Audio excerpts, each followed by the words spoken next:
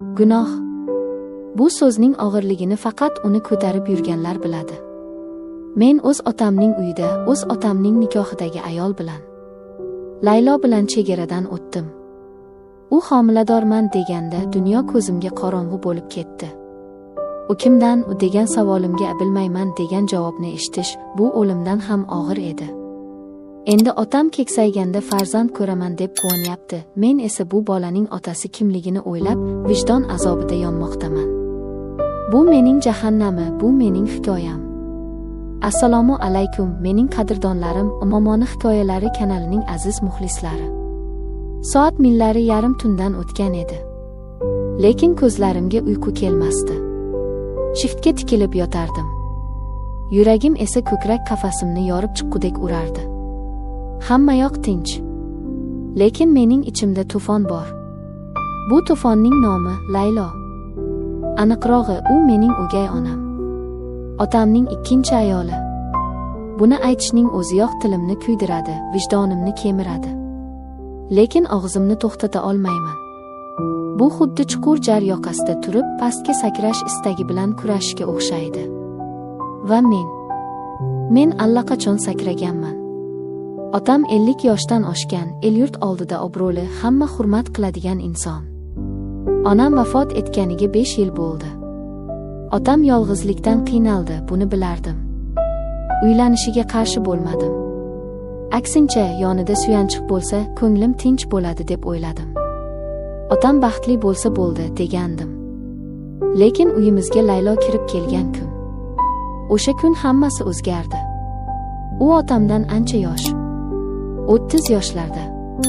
Husni ko'zni qamashtiradigan darajada go'zal. Uning kulishi, sochlarini yig'ishi, hattoki choy damlashi ham boshqacha edi. U uyimizga fayz olib kirdi, lekin shu bilan birga mening tinchligimni olib ketdi. Dastlab men unga shunchaki opa deb murojaat qilardim.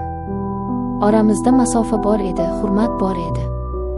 Assalomu alaykum, rahmat, yaxshimisiz, bor yo'g'i shu. Lekin nigohlar hamma narsani ostin-ustun qilib yubordi. Birinchi marta bu uchqun qachon paydo bo'lganini aniq eslayman. Yoz oqshomi edi. Otam ish bilan shaharga ketgan. Uyda ikkimiz qolgandik. Men hovlida mashinamni tuzatayotgandim. Qo'lim moy, yuzim terlagan. U menga choy olib chiqdi. Piyolani uzatayotib barmoqlari tasodifan qo'limga tegib ketdi. O'sha lahzada go'yo tanam muzlab, keyin esa olov ichida qolgandek bo'ldi. Ko'zlarimiz to'qnashdi. Uning ko'zlarida qo'rquv va qiziqish aralash bir narsa bor edi. Men esa o'zimni yo'qotib qo'ydim. Rahmat, dedim. Ovozim zo'rg'a chiqdi. Charchamadingizmi, Jasur, so'radi u mayin ovozda. Shu qisqa suhbat, shu oddiy teginish hammasining boshlanishi edi. O'sha tunda men uxlay olmadim. Uning siymosi ko'z oldimdan ketmasdi. O'zimni la'natladim. Bu otangning ayoli. Esingni yig', dedim o'zimga. Lekin yurak aqlga bo'ysunarmidi? Kunlar o'tgani sayin oramizdagi tortishish kuchi ortib boraverdi. Biz bir-birimizdan qochishga harakat qildik. Men uyga kech keladigan bo'ldim. U esa ko'pincha xonasidan chiqmasdi. Lekin taqdir bizni ataylab to'qnashtirardi. Oshxonada, yo'lakda, hovlida har safar uchrashganimizda havo yetishmay qolardi. Bir kuni yomg'ir sharros quyayotgandi. Otam xizmat safarida edi. Uyda chiroq o'chib qoldi. Suv ichgani oshxonaga kirdim. U ham o'sha yerda ekan. Chaqmoq chaqib xonani yoritib yubordi. Uning yuzi oqarib ketgan, momaqaldiroqdan qo'rqardi. Beixtiyor unga yaqinlashdim. Qo'rqmang, men shu yerdaman, dedim past ovozda. U menga qaradi. Ko'zlarida yosh miltillardi. Birdan u menga intildi va mahkam quchoqlab oldi. Uning tanasi titrardi. Men ham o'zimni tutib tura olmadim. Qo'llarim uning belidan quchdi. Uning sochlaridan kelayotgan atir hidi boshimni aylantirdi. Jasur, dedi u pichirlab. Biz barcha qoidalarni, barcha taqiqlarni, otamning ishonchini unutdik. Faqat ehtiros, faqat bir-birimizga bo'lgan chanqoqlik qoldi. O'sha tun Biz gunoh va zavqning eng yuqori nuqtasiga chiqdik. Ertalab uyg'onganimda yonimda u yo'q edi. Lekin yostig'imda uning hidi qolgandi. Dahshatli pushaymonlik va shu bilan birga cheksiz baxtni his qildim. Otamning ko'ziga qanday qarayman? Bu savol meni qiynardi. Lekin Layloni ko'rishim bilan bu savollar yana erib ketardi. Bizning o'yinimiz xavfli tus oldi. Otam uyda bo'lgan paytlar eng qiyini edi. Dasturxon atrofida o'tirganda, u otamga choy quyib berayotganda men ichimda yonardim. Rashk meni yeb bitirardi. Otam unga erkalab gapirsa, mushtlarimni tugardim. Laylo esa ko'zlarini olib qochadi, lekin yashirincha menga qarab qo'yishni unutmasdi. Biz imo-ishoralar bilan gaplashishni o'rgandik. Kichik bir tabassum, qo'lning sochga tegishi, bularning bari biz uchun maxfiy kodlar edi. Ba'zan tunda hamma uxlaganda men sekingina uning xonasi tomon yurardim. Agar eshik qiya ochiq bo'lsa, bu taklif edi. Agar yopiq bo'lsa, rad etish edi. Biz o'g'rilardek uchrashardik. Har bir daqiqa g'animat, har bir bo'sa o'g'irlangan edi. Bu xavf bizning hislarimizni yanada o'tkirlashtirardi. Go'yo ertaga dunyo tugaydigan-u, biz bugun yashab qolishimiz kerakdek. Laylo ba'zan yig'lardi. Biz do'zaxga tushamiz, Jasur, derdi u mening ko'ksimga bosh qo'yib. Otang juda yaxshi inson. Biz unga xiyonat qilyapmiz. Bilaman, derdim men uning sochlarini silab. Lekin seni sevaman. Sensiz yashay olmayman. Bu sevgi emas, bu jinnilik, derdi u xo'rsinib. Bu qachondir tugaydi. Fosh bo'lamiz. U haq edi. Bu abadiy davom eta olmasdi. Sirli narsalar har doim oshkor bo'ladi. Qo'shnilar, qarindoshlar, kimdir baribir nimadir sezishi mumkin edi. Lekin men kelajak haqida o'ylashni istamasdim. Men faqat hozirgi lahza bilan yashardim. Bir kuni otam kutilmaganda ishdan erta qaytdi. Biz mehmonxonada edik. Oramizda hech qanday nojo'ya harakat yo'q edi, shunchaki gaplashib o'tirgandik. Lekin oramizdagi masofa juda yaqin edi. Otam kirib kelganda ikkimiz ham cho'chib tushdik. Laylo o'rnidan sakrab turdi, yuzi qizarib ketdi. Tinchlikmi?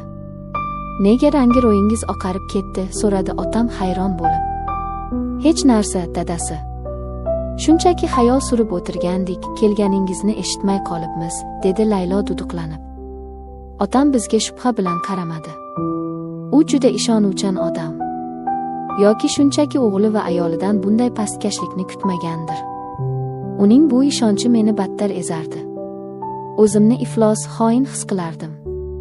Lekin Layloning nigohini ko'rishim bilan yana o'sha tubsizlikka qulardim. Kunlar, oylar o'tdi. Bizning sevgimiz, yo'q, gunohimiz davom etardi. Men uydan chiqib ketish haqida o'yladim. Boshqa shaharga, uzoqqa. Lekin uni bu yerda otam bilan qoldirib ketishni tasavvur qila olmasdim. Bu fikr meni aqldan ozdirardi. U meniki bo'lish kerak edi. Faqat meniki.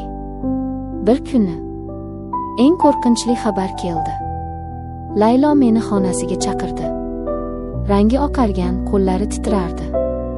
Jasur, men homiladorman, dedi u pichirlab. Dunyoyim aylanib ketdi. Oyoqlarimdan jon qochdi. Kimdan, so'radim ahmoqona savol berib.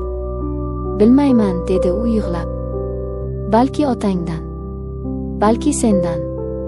Bu xabar bizning ustimizga muzdek suv quygandek bo'ldi. Agar bola meniki bo'lsa-chi? Bu sharmandalikni qanday yuvamiz? Agar bola tug'ilsa va menga o'xshasa-chi? Oldirib tashla, dedim men sovuqqonlik bilan. Garchi ichim yonsa ham. Bu gunoh. Yana bir gunoh, deb baqirdi u pichirlab. Men qotil bo'la olmayman.